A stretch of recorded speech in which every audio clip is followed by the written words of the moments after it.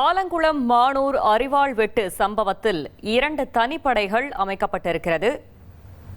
முக்கிய செய்தியாக பார்த்து வருகிறோம். மேலும் தகவலை செய்தியாளர் ராமசுந்தரம் வழங்க கேட்கலாம். ராமசுந்தரம், வணக்கம். தற்போது வரை நடைபெற்றிருக்கும் விசாரணையில என்னென்ன தகவல் கிடைத்திருக்கிறது? முழு தகவலையும் சொல்லுங்க.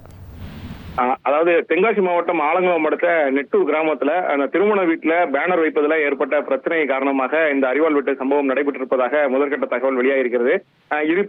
இருவேறு சமுதாயத்தைச் சேர்ந்தவர்கள் இந்த பேனர் வைப்பதில் ஏற்பட்ட அந்த விவகாரம் தான் இந்த பிரச்சனைக்கு காரணமாக இருப்பதாக முதற்கட்ட தகவல் வெளியாகிருக்கக்கூடிய சூழல்ல இந்த சம்பவம் தொடர்பாக இதுவரை 3 இளம் சிறார் உட்பட 8 பேர் கைது செய்யப்பட்டிருக்கிறார்கள். இந்த 16 வயதுடைய 3 இளம் சிறாரும் தற்போது கையகப்படுத்தி அவர்களை கூர்நோக்கு இல்லத்துல ஆஜர்படுத்துவதற்கான அந்த நடவடிக்கைகளை காவல்துறையினர் மேற்கொண்டிருக்கிறார்கள். மேலும் அந்த சம்பவத்தில் 5 பேர் கைது செய்யப்பட்டு அவர்களிடம் தனியிடத்தில் வைத்து விசாரணையானது நடைபெற்று வருகிறது. அந்த நெட்டூர் பகுதியிலையும் அதே போல மானூர் அடுத்த தெக்குப்பட்டி பகுதியிலையும் பல்வேறு சிசிடிவி கேமரா பதிவுகளையும் போலீசார் கைப்பற்றிருக்கிறார்கள். நம்பர் பிளேட் இல்லாத இருசக்கர வாகனத்துல இவர்கள் இந்த சம்பவத்தில் ஈடுபட்டதும் கண்டறியப்பட்டிருக்கிறது. அந்த இருசக்கர வாகனம் வந்த நபர்கள் யார் என்பது குறித்தான அந்த விசாரணை தற்போது தீவிரப்படுத்தப்பட்டிருக்கிறது. 3 இருசக்கர வாகனத்துல சுமார் 9க்கும் மேற்பட்டோர் இந்த வாகனத்தில் பயணித்ததாக சொல்லப்படுகிறது. அந்த அடிப்படையில மேலும் சிலரை தேடி வருகிறார்கள். தென்காசி மாவட்டத்தில் 2 தனிப்படையும் அதே போல திருநெல்வேலி மாவட்டத்தில் 2 தனிப்படை என மொத்தம் 4 தனிப்படைகள் அமைக்கப்பட்டிருக்கிறது.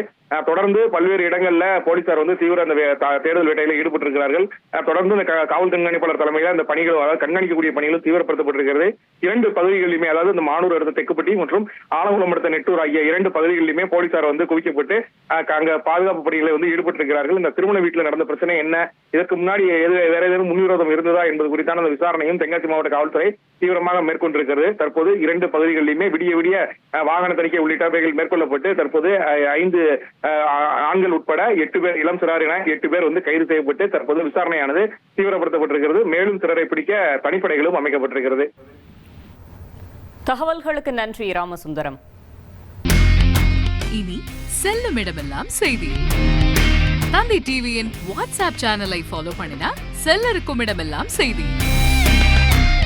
இதோ QR கோட் இப்பவே ஸ்கேன் பண்ணுங்க, ஃபாலோ பண்ணுங்க.